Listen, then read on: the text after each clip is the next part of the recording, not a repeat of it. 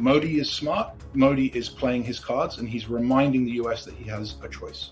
President Trump has no understanding of economics and statecraft. That is the only conclusion that I can draw, given the way that he's behaving towards India. This is not Modi's war. This is Putin's war. Thank you so much for talking today, and I really appreciate your time. If you could just introduce yourself, your full name, please, and how you want us to designate you. Sure thing. So my name is Ed Price, and I'm an independent analyst who also teaches at NYU. Great. I don't know if you've seen the remarks from the Oval Office today. When asked about removing tariffs on India today, President Trump stated that we get along very well with India, but at the same time, he did make references to the tariffs that are imposed in India on U.S. companies. Now, how should this seemingly contradicting messaging be interpreted? And what does this trajectory of this relationship from its origins to the present moment reveal about the underlying tensions? Well, thanks for having me on. I used to think that President Donald Trump had a very poor understanding of economics and statecraft. And I realize now that that was wrong. And in fact, President Trump has no understanding of economics and statecraft. That is the only conclusion that I can draw, given the way that he's behaving towards India. Now, there is some case in a sort of good old-fashioned great power competition to have China and the USA go at it against each other. There's some case for Russia and the USA to go at it against each other. It's one of our national hobbies. It's one of their national hobbies. But there is absolutely no reason, particularly in the current moment, to have the United States and India clash like this. It wasn't necessary, and it was entirely the doing of the US side. Yes, India does place tariffs on items. I mean, by the way, so do we now. But the point is that India has a developing economy. So the entire conception of the post-war order was that those economies that were developing rather than developed would get the ability to put a higher tariff on goods. So I really don't know what he's talking about. I think that he has damaged the relationship between India and the United States. And it seems to me that he either does not understand the US national interest or is actively working against it, which is mind-blowing. Just a few days ago, we did see a united front that appears to be forming, which is President Xi Jinping, flanked by President Putin and Prime Minister Modi, all together in one frame, in one picture. How has President Trump's tariff strategy really backfired and strengthened the alliance that the United States has sought to counter over these years? Yes, I don't know that President Donald Trump has sought to counter anyone effectively. He seems to give Vladimir Putin whatever he wants. He doesn't really seem to be able to hold the line in his tariff war with President Xi Jinping. But yes, it does seem that he has pushed India closer to Russia and China. I would just put a little word of warning on that, though. It comes with a health warning, because it is not the case that India, China, and Russia are the best of friends. I mean, this is an outsider speaking. I'm a Westerner and a US citizen. But it's pretty obvious with reference to history, as you just mentioned, that the Chinese and the Russians have a long-term complaint with each other. If I was Moscow, I'd be most worried about Siberia rather than Ukraine, to be honest with you.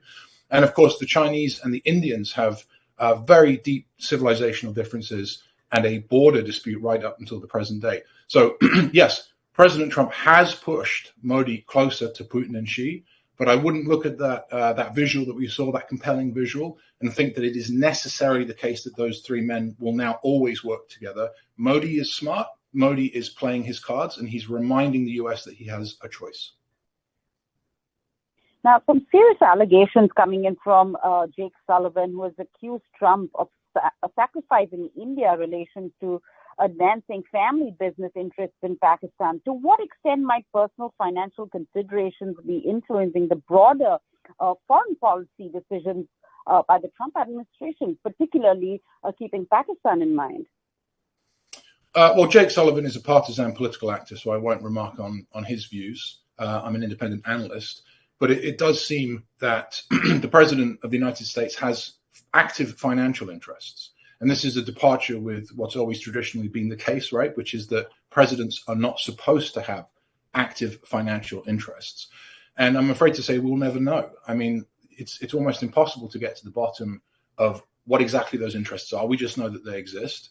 One example that is pretty well documented at the same time as not being very well documented is this meme coin scam, and these various sort of coins that pop up. People try and buy them, they're pulled out. It's all very shady. So yes, I would say that the president of the United States probably does have some sort of personal active financial interest, which is a departure from the norm. But someone like me from the outside, I have no information. I don't really know what those interests are. Right. Now, if we talk about, some allegations by some Trump loyalists, Peter Navarro, to be precise, he used inflammatory language referencing this war in Ukraine as Modi's war and making derogatory comments. How significantly might such rhetoric damage this bilateral relationship? Well, look, I don't know why anyone would take anything that Navarro says seriously. This is the guy that is alleged to have made up quotes in a book that he wrote, quotes from himself. So again, Navarro is one of these characters that I think is probably a little bit off-piste intellectually as well as in terms of the administration's policy. That said, he has a position of influence. We're talking about him right now, and probably that is something that the Indians will note. By the way, in defense of Modi, this is not Modi's war. This is Putin's war. Putin's war. So it's very strange to me that the United States has an official who is making remarks like that. And let's bring it back to the start of our conversation, if I can. The United States has every interest in making friends, deeper friends with India right now. If I was running US trade policy, which obviously I'm not, but if I was running US trade policy, I would have India tariffs at 0%, not 50. So Navarro, honestly, not someone that I take seriously. Foreign policy experts have warned that pressurizing India to abandon Russia could drive it deeper into the Moscow sphere of influence, because historically this relationship has been that strong. Are we witnessing this prediction materialize through India's increased BRICS engagement alongside with Brazil, who's also been slapped by heavy tariffs? Well, there is no Moscow sphere of influence, and that's Putin's entire problem, right? He's trying to rebuild the old Soviet empire. So there is no Moscow sphere of influence. There is a Chinese sphere of influence, which Russia is a part of right now. Now, if you're asking whether India under Modi is willingly becoming a part of that sphere of influence, which is effectively the Chinese sphere of influence, no.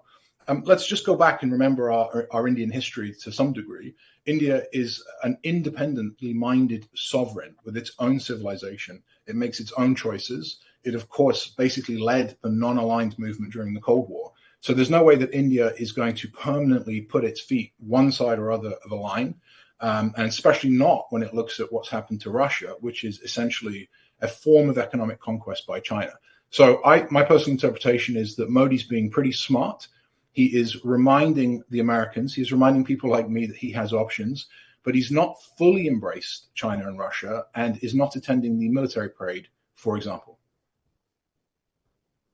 Well, my last question is, what concrete diplomatic and economic steps could actually reverse this current downward trajectory before the United States potentially loses what many analysts consider as the most crucial 21st century partnership?